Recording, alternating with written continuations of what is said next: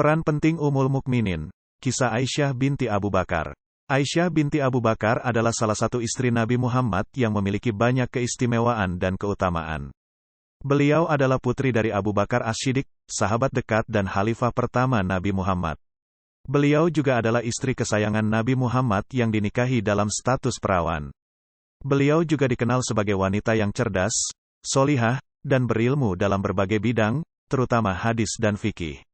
Aisyah lahir pada tahun keempat atau kelima setelah kenabian Nabi Muhammad, sekitar tahun 613 atau 614 Masehi. Beliau dinikahi oleh Nabi Muhammad ketika berusia 6 atau 7 tahun, namun baru diantarkan ke rumah Nabi ketika berusia 9 tahun atau menurut riwayat lain pada usia 12 tahun. Pernikahan ini didasari oleh mimpi Nabi Muhammad yang 2 kali melihat Aisyah dibawakan oleh malaikat untuk menjadi jodohnya. Pernikahan ini juga mendapat restu dari ayah Aisyah, Abu Bakar, yang awalnya ragu karena menganggap Nabi Muhammad sebagai saudaranya dalam agama. Aisyah adalah istri Nabi Muhammad yang paling dicintai oleh beliau. Hal ini terlihat dari jawaban Nabi Muhammad ketika ditanya oleh Amru bin Al-Ash radhiyallahu anhu, "Ya Rasulullah, siapakah orang yang paling engkau cintai?" Nabi Muhammad SAW menjawab, "Aisyah." Aisyah juga adalah istri Nabi Muhammad SAW yang paling sering mendapatkan wahyu dari Allah di tempat tidurnya. Nabi Muhammad bersabda, "Tidaklah turun wahyu kepadaku di tempat tidur manapun selain tempat tidur Aisyah." Aisyah juga adalah wanita yang memiliki banyak ilmu dan kecerdasan. Beliau adalah perawi hadis wanita yang paling banyak meriwayatkan hadis-hadis Nabi Muhammad. Az-Zahabi rahimahullahu menyebutkan bahwa hadis Aisyah yang diriwayatkan oleh Bukhari dan Muslim ada 174 hadis, sementara yang hanya dikeluarkan oleh Bukhari ada 54 hadis, dan yang hanya diriwayatkan oleh Muslim ada 99 hadis. Hadis-hadis tersebut sebagian besar diriwayatkan dari Nabi Muhammad secara langsung, bukan melalui perantara sahabat yang lain.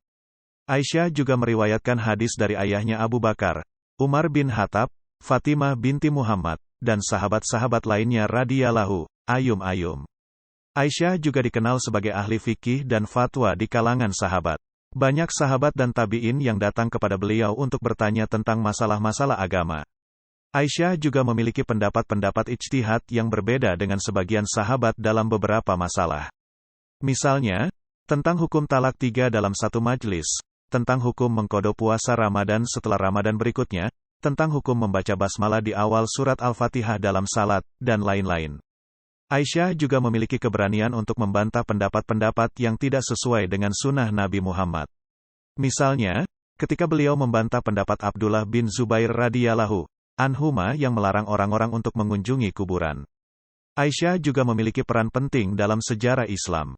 Beliau adalah salah satu saksi mata yang menyaksikan peristiwa-peristiwa penting dalam kehidupan Nabi Muhammad, seperti hijrah, perang Badar, perang Uhud, perang Khaybar, perang Hunain, Haji Wada, dan wafatnya Nabi Muhammad. Beliau juga terlibat dalam peristiwa fitnah besar yang menimpa dirinya, yaitu fitnah, penuduhan zina, yang disebar oleh kaum munafik. Allah menurunkan ayat-ayat Al-Quran yang membersihkan nama Aisyah dari fitnah tersebut dan membenarkan kesucian dan kehormatannya. Beliau juga terlibat dalam perang Jamal, salah satu perang saudara Islam yang terjadi antara pihak Aisyah dengan pihak Ali bin Abi Thalib radhiyallahu anhuma. Perang ini dipicu oleh pembunuhan Utsman bin Affan radhiyallahu anhu oleh sekelompok pemberontak. Aisyah ingin menuntut pembalasan atas pembunuhan tersebut, sedangkan Ali ingin menunda pembalasan sampai situasi stabil. Perang ini berakhir dengan kemenangan pihak Ali dan perdamaian antara kedua belah pihak. Aisyah wafat pada tahun 678 Masehi, pada usia 64 atau 65 tahun. Beliau dimakamkan di Janatul Baqi, Madinah, dekat dengan makam Nabi Muhammad dan suaminya Abu Bakar radhiyallahu. Aisyah meninggalkan warisan berupa ilmu dan teladan yang sangat berharga bagi umat Islam.